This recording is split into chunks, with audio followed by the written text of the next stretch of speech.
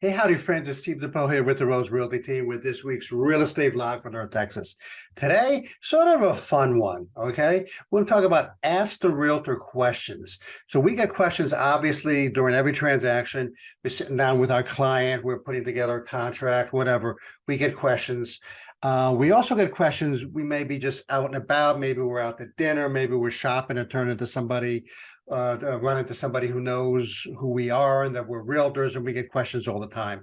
And the various groups and clubs and stuff that we belong to. Again, we get questions constantly about the market, this and that, how much is my house worth, blah blah blah. And so I thought, hey, this will be kind of a neat time as we're coming to the end of a year that was not the best in real estate. And we thought it'd be kind of a great idea to go through some of those questions that people ask us so that we can relay those answers, to everybody. So first question naturally is all the time, how long will it take to sell my house? That's a great question, and there's no real way to determine it. If it was 2 years ago, I'd say it would take a weekend. Remember that was the time where people were listing their house on Thursday and by Monday it was sold. Okay. But here at the Rose Realty team, we price your house to sell within about 4 to 6 weeks. That's to get you maximum value for your house. That's what we're known for, actually, is getting our clients the maximum value for the house. And so usually that we price that within 4 to 6 weeks. We understand that we understand the market conditions and what's going on and what we expect in the future and what happened in the past, and we roll that all together. And some people are saying, well, my neighbor's house sold for this much 3 years ago. Yeah, that's great. And although the market continued to go up, but there was no deflation here in our market. At the same time, it's a different time. It was 3 years later, interest rates, blah blah blah, and so we have to price it accordingly to the facts and the market conditions that we currently have. But getting back to the question, we price your house essentially to sell within 4 to 6 weeks. That's what we're kind of shooting for. The delays could be caused by a change in the economy. Remember August of last year. I mean, things were humming along during the spring and the beginning of the summer, and then interest rates spiked up, and then everything got started to stop. We could take longer to sell your house if we give you a price, let's say $500,000, and you say, geez, I'd like to try to get $400,000 or $550,000. Well, that's just going to take longer, and there's going to be sort of a semi-stigma on your house.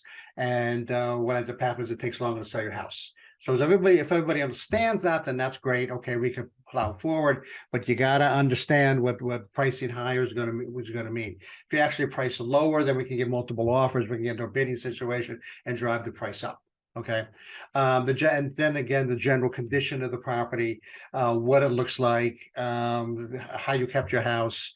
Nothing personal. It becomes a business decision at that point. And so how you kept your house, how you maintained it is all important. What's the house's market value or listing price? Well, there's basically kind of three things that we use to determine that.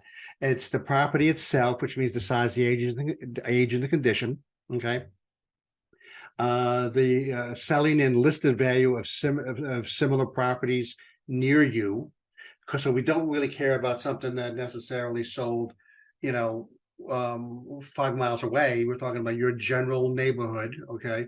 It's like a micro economy, and that's the important thing is your little neighborhood there.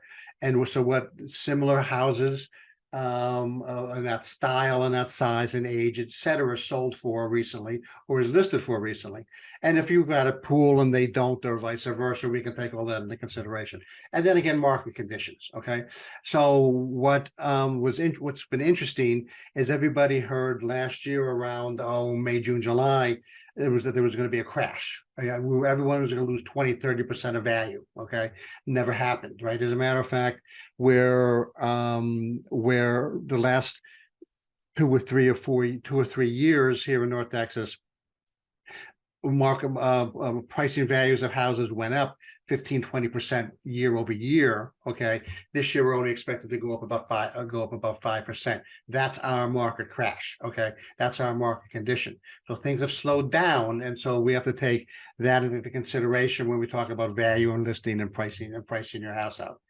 Gonna take a little pause here real quickly and ask you to go to our YouTube channel. That's at Moving to Dallas. Subscribe, please, and that'll kind of move us up the rankings or up the ladder, and that'll keep us doing these lives and doing our videos like we've been doing for 6 or 7 years. So we thank you. We appreciate you. Getting on. What is the process and timing for closing? Interesting. Okay, so if we follow the formula that the Rose Realty team put together, the closing process is sort of the same on both ends, right? I mean, when you're the seller, you know, your clock starts ticking when you list your house, but when you're the buyer, the clock starts ticking when you see the house and you decide to put in an offer or a contract. So the first thing that happens is there's really 5 main steps, right? The first step is the buyer puts in the contract on your house. Okay. Then inspections happen. Inspections take about a week-ish. Okay. After inspections are done, then the title company is going to order a title search and basically an HOA search. That takes about 2 weeks. And then on the buyer side, there's going to be financing. Unless the buyer's got cash, the buyer's going to have to finance to get a mortgage, get a loan type of thing, right? And that usually takes somewhere between 15 and 28 days, something like that. So I put down 3 weeks. Excuse me.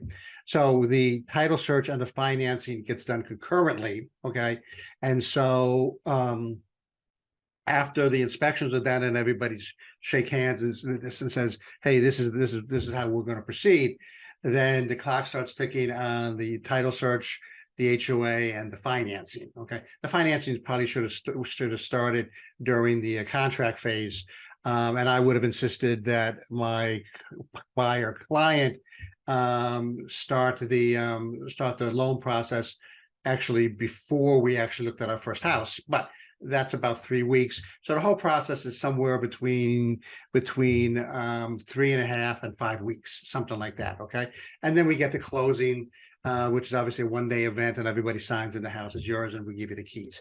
So that's about the high, very, very, very high level, the process and the timing for closing on a house. Explain your commission structure.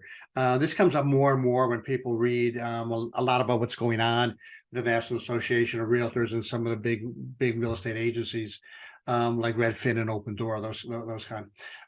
So there's something that's really important to understand.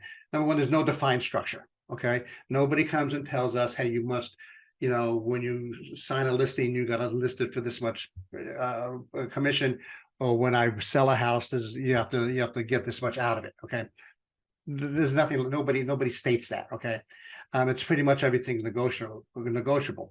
But generally, based upon the work that we do, and you might want to call it tradition. Okay, to sell a property in North Texas is somewhere between about 5 and 7%. Okay, now. Usually half of that goes to the selling agent, so the person that lists the house, and about half of that goes to the buyer's agent, or the person that brings the buyers. Okay, and some of these traditions right now are up for debate. There's a question on you know, should the seller be paying the full commission of 6 or 7%, or should the buyer chip in and pay the commission for their agent? Okay, not necessarily any problem with that, except when we start to get into first-time home buyers, especially in today's market, where, you know, entry-level homes are sometimes around 400, 500,000, you know, and you know, can somebody this is their first home, they have no equity built up in another home, where they're going to get the 2 or 3% to pay a buyer's agent. So that's a question. And are we kind of, if we're forcing the buyer to pay the buyer's agent commission, are we forcing new first-time home buyers basically out of the market? So that's for people smarter heads than me to maybe to decide.